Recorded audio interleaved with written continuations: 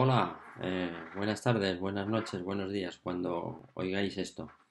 Hace, al inicio casi de esto que hemos llamado confinamiento, inicié una serie en la cual empezamos con una trilogía sobre la menopausia, otra sobre lesiones y cómo volver a empezar a hacer deporte, que la repetiré, en vista de no visto, la repetiré el jueves o viernes, y me quedaba esta. Me quedaba hablar de todas aquellas mujeres que no estáis en la menopausia y que hacéis deporte y qué aspectos hay que tener en cuenta en ese caso. Bueno, lo primero que hay que hablar es de la aparición de la regla, de la menarquia. La menarquia en España aparece más o menos a los 12 más o menos un año y el que aparezca antes o después significa que voy a crecer más o voy a crecer menos. Aquellas niñas que hacen deporte de competición que entrenan retrasan la menarquia y por lo tanto normalmente crecen más. Eh, la regla, como todo lo que atañe a las mujeres, pero que está visto o está observado desde el punto de vista de los hombres, pues tiene ciertas leyendas y supersticiones, por supuesto, y que todas vosotras conocéis y que muchos de nosotros lo tomamos como chascarrillo, ¿no? Bueno, pues se sabe que en los pueblos primitivos a las mujeres que estaban con las reglas se las consideraba sucias y se las apartaba de la tribu. En el Levítico de la Biblia se habla de mujeres impuras, aquel hombre que yaciera con mujer impura. Impura no es la mujer que no se lavaba, porque en aquella época no se lavaba nadie, ni ellos ni ellas. La mujer impura era la que tenía la regla. En el medievo no se las dejaba entrar en la iglesia si estaban con la regla. Y en nuestros días no hemos cambiado mucho. Han cambiado los conceptos porque tenemos otros aparatitos. Pero no te bañes, que se corta. ¿Se corta el qué? Y que la mahonesa se corta si la haces cuando tienes la regla. Muchas de vosotras, las que sois más jóvenes, se lo habréis oído a vuestra madre o a vuestra abuela. No sé qué enzima hay que pasa desde la mano de la mujer que está menstruando hasta el brazo de la batidora que llega a la yema del huevo y corta la mayonesa. No tiene sentido ninguno, ¿verdad? Bien, hace 3 años, en el 2017, dirigí un TFM en la Universidad Europea, una encuesta a diversas deportistas, entrenaban más de 7 horas a la semana y competían. Y en ellas había varias preguntas en las cuales pues le preguntábamos, por ejemplo, ¿tu rendimiento es igual todos los días del ciclo? El 82% nos decían que no. ¿Notas diferencia de rendimiento durante la menstruación? Y el 72% nos decían que sí. Y el 11% que a veces. ¿Y a lo largo del ciclo menstrual notas variabilidad en tu rendimiento fuera de la menstruación? Es decir, fuera de lo que es la regla. Pues el 62% nos decían que sí, que notaban variación, que era distinto en las distintas fases del ciclo. Y la pregunta que les hacíamos a continuación era, ¿entrenas o practicas actividad física de manera distinta en función de tu ciclo menstrual? Y el 84% nos decían que no.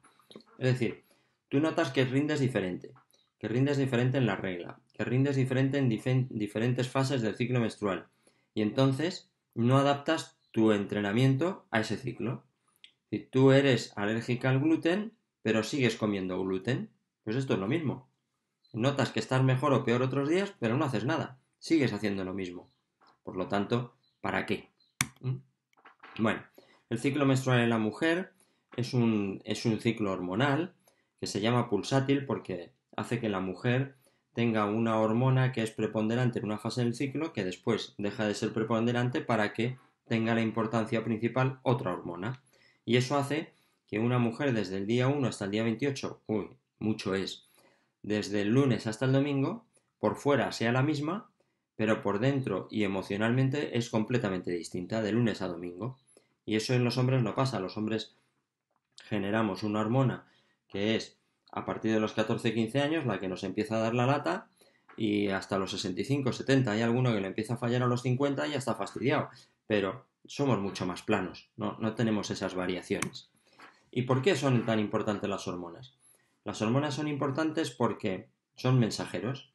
Mensajeros que hace que una glándula endocrina, un órgano, cambie su funcionamiento y generan o regulan el estado de humor, la tendencia al llanto, a la depresión, a la tristeza, la alegría, regulan la asimilación de fuerza o de velocidad, regulan el que tú hoy seas capaz de hacer un determinado esfuerzo o no hacerlo, el que utilices la grasa o los hidratos de carbono como fuente de energía, todo eso lo regulan las hormonas. Como en las mujeres las hormonas son distintas en las distintas fases del ciclo, pues todo eso varía. Hay fases en las cuales utilizo más hidratos de carbono, otras utilizo más grasa, otras asimilo más fuerza, otras no asimilo nada de fuerza o de velocidad, tengo más flexibilidad o menos flexibilidad, varía todo muchísimo.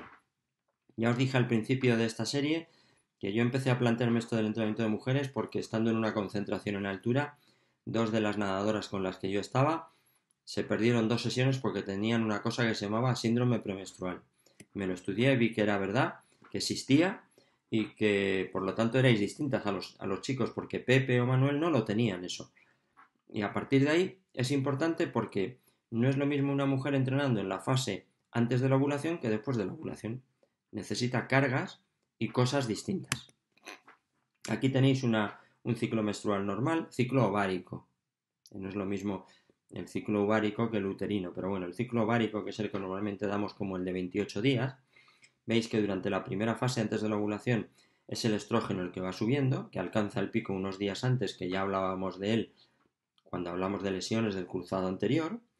A partir de la ovulación que se produce el pico de FSH y LH, a partir de ahí se empieza a descender en la producción de estrógeno y aparece la progesterona. Y es completamente distinto. El estrógeno tiene unas funciones, la progesterona otras. Y por lo tanto tu actividad física la tienes que adaptar a ese ambiente que tienes. Os he puesto solo una variable corporal, la temperatura corporal. Veis ahí como a partir de la ovulación, la temperatura corporal de la mujer durante la fase lútea, durante la fase después de la ovulación, viene a subir como 0,8 a 1 grado, más o menos. Y por lo tanto, por ejemplo, la estrategia de hidratación ante una maratón en condiciones de calor no puede ser la misma después de la fase de ovulación que antes de la fase de ovulación.